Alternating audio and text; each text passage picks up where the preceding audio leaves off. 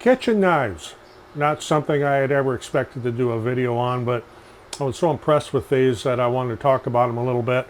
No intentions of making this a no cooking channel. There's plenty of those around, but as the one big chain commercial says, you gotta eat. I'm going to show you these, what I think of them coming up.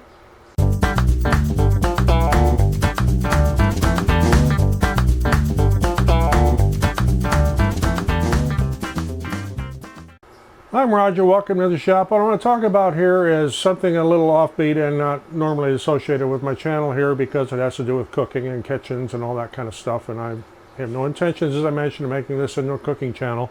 But quite a while back I purchased one of these chef's knives, which would be this one right here, and the manufacturer, and I'm not sure how you pronounce it, but it's spelled Extte. So is that Extte? I don't know.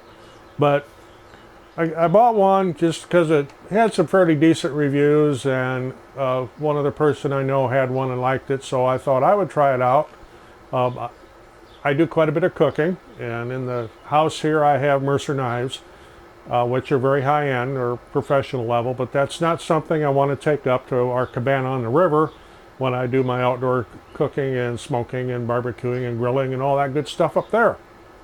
So I wanted a set of better knives. The knives I have up there now came from Sam's Club. They're the ones, the generic ones you get, and they're cheap and they have a problem holding an edge. These hold an edge very well. This kit right here, and I'll put some links in the description of these, and I bought these, nobody gave them to me. Get a chef's knife, a bread knife, and a 7-inch utility knife, and it comes with a little plastic vegetable peeler here that, well, I don't know about that, but we'll see.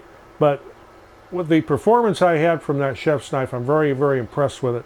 Of course, these aren't the kind of things you want to stick in your dishwasher. You need to hand wash these.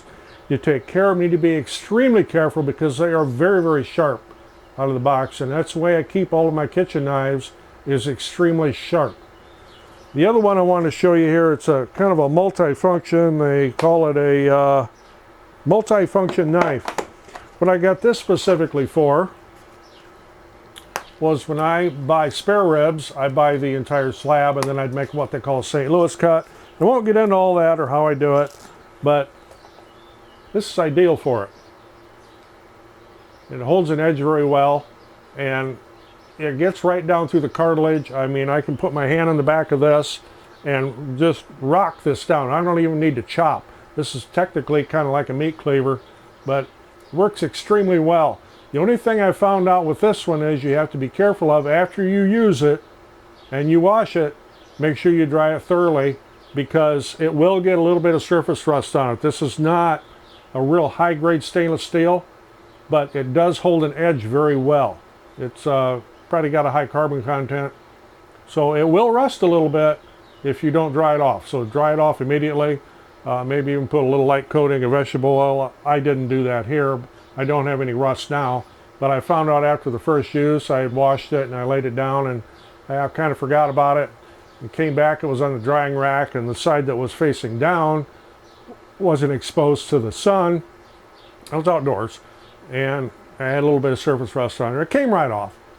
Scotch-Brite pad, it came right off, but it's just something to keep in mind.